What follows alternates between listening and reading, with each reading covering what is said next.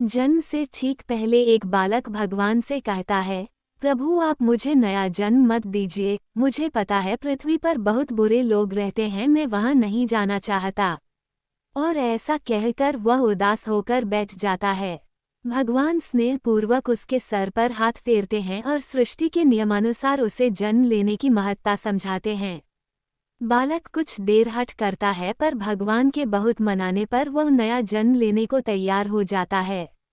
ठीक है प्रभु, अगर आपकी यही इच्छा है कि मैं मृत लोक में जाऊं तो वही सही, पर जाने से पहले आपको मुझे एक वचन देना होगा। बालक भगवान से कहता है। भगवान, बोलो पुत्र तुम क्या चाहते हो। बालक आप वचन दीजिए कि जब तक मैं पृथ्वी पर हूँ तब तक हर एक क्षण आप भी मेरे साथ होंगे। भगवान, अवश्य ऐसा ही होगा। बालक पर पृथ्वी पर तो आप अदृश्य हो जाते हैं, भला मैं कैसे जानूंगा कि आप मेरे साथ हैं कि नहीं। भगवान, जब भी तुम आंखें बंद करोगे तो तुम्हें 2 जोड़ी पैरों के चिन्ह दिखाई देंगे, उन्हें देखकर समझ जाना कि मैं तुम्हारे साथ हूँ। फिर कुछ ही क्षणों में बालक का जन्म हो जाता है। जन्म के बाद वह सांसारिक बातों में पड़कर भगवान से हुए वार्तालाप को भूल जाता है। पर मरते समय उसे इस बात की याद आती है तो वह भगवान के वचन की पुष्टि करना चाहता है।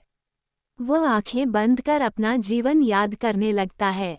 वह देखता है कि उसे जन्म के समय से ही 2 जोड़ी पैरों के निशान दिख रहे हैं, परंतु जिस समय वह अपने सबसे बुरे वक्त से गुजर रहा था उस समय केवल 1 जोड़ी पैरों के निशान ही दिखाई दे रहे थे। ये देख वह बहुत दुखी हो जाता है कि भगवान ने अपना वचन नहीं निभाया और उसे तब अकेला छोड़ दिया जब उनकी सबसे अधिक जरूरत थी। मरने के बाद वह भगवान के समक्ष पहुंचा और रूठते हुए बोला, प्रभु, आपने तो कहा था कि आप हर समय मेरे साथ रहेंगे, पर मुसीबत के समय मुझे 2 की जगह 1 जोड़ी ही पैर दिखाई दिए। बताइए आपने उस समय मेरा साथ क्यों छोड़ दिया।